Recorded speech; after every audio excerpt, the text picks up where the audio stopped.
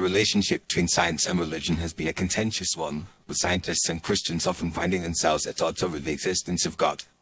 While it may seem counterintuitive, many scientists have made it a point to try to convince Christians that God is not real.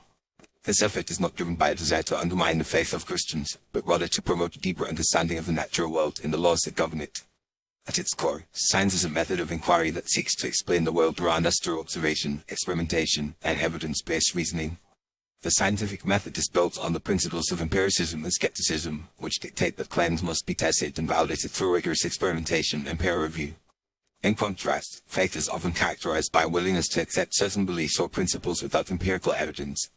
This fundamental difference between the scientific and faith-based approaches to understanding the world can lead to tension and conflict between scientists and Christians. One reason scientists may try to convince Christians that God is not real is to promote a more nuanced understanding of the natural world.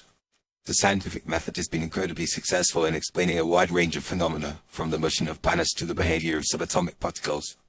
By contrast, the concept of God is often invoked to explain events or phenomena that are not yet fully understood by science.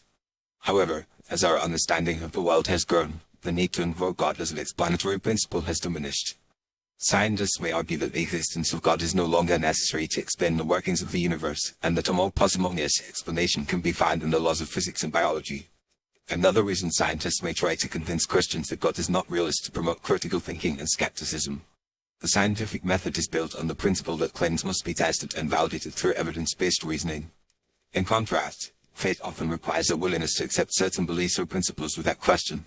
Scientists may argue that this type of uncritical thinking can be detrimental to the pursuit of knowledge and understanding, as it can lead to the acceptance of unsupported or unproven claims. By promoting a more critical and skeptical approach to understanding the world, scientists may hope to encourage Christians to think more carefully about their beliefs and to consider alternative explanations for the phenomena they observe. It's also worth noting that the effort to convince Christians that God is not real is not necessarily a personal attack on their faith. Many scientists are themselves Christians, or have a deep respect for the role that faith plays in people's lives. Rather, the goal is to promote a more nuanced understanding of the natural world and to encourage Christians to think more critically about their beliefs. By engaging in open and respectful dialogue, scientists and Christians can work together to promote a deeper understanding of the world and our place within it. In addition, some scientists may argue that the concept of God is not compatible with the scientific method. The idea of an all-powerful, all-knowing deity who intervenes in the world is difficult to reconcile with the laws of physics and the principles of causality. If God is responsible for the workings of the universe, then it's challenging to understand why the universe operates according to predictable laws and patterns. Scientists may argue that the concept of God is not necessary to explain the workings of the universe, and that a more coherent and consistent explanation can be found in the laws of physics and biology. Ultimately, the effort to convince Christians that God is not real is driven by a desire to promote a deeper understanding of the natural world and to encourage critical thinking and skepticism. While this effort may be met with resistance from some Christians, it is an important part of the ongoing dialogue between science and faith.